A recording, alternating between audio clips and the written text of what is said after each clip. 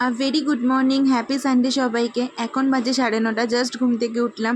During pregnancy রাত্রে একদম ঘুম হয় না, ভোরের দিকে ঘুমটা আসে, তাই উঠতে খুব লেট হয়ে যায়। উঠেই দেখছি চারিদিকে একদম ঝমঝমিয়ে বৃষ্টি স্টার্ট হয়ে গেছে।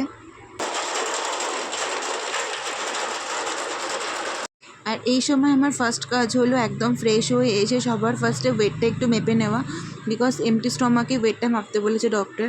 আর তারপরেই হলো একদম 1 গ্লাস জল খেয়ে নেওয়া। জলটা এই সময় প্রচুর দরকার, যত জল খাবো তত শরীর একদম ফিট থাকবে।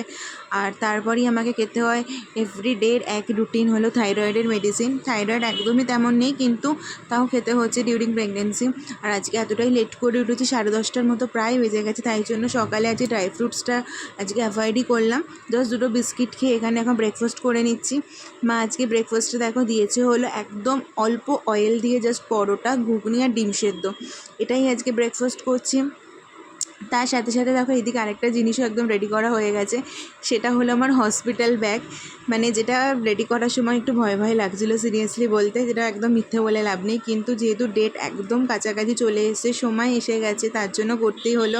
এখন শুধু ওয়েটিং ফর আওয়ার পুচকু। তো চলো, আর এখানে মা এখন দিয়ে দিয়েছে হলো ফ্রুটস। তো দুপুরবেলা ফ্রুটস খাই, এখন বাজে হলো 12:30টার মতো। তো এখানে দিয়ে দিয়েছে হলো একটা ব্যানানা আর দিয়েছে মোসাম্বি লেবু। আমি তোমাদেরকে আগেরও একটা মিনি ভ্লগে বলেছিলাম যে এই সময় আমার মোসাম্বি লেবুটা খেতে ভীষণ ভালো লাগছে, তার সাথে তো ব্যানানা খেতেই হবে। তো চলো, আজকের মতো এই মিনি ভ্লগটাকে এখানেই এন্ড করছি। আবার দেখা হবে নেক্সট মিনি ভ্লগে। শরীর ভালো থাকলে অবশ্যই আরেকটা মিনি ভ্লগ নিয়ে চলে আসবো। By guys.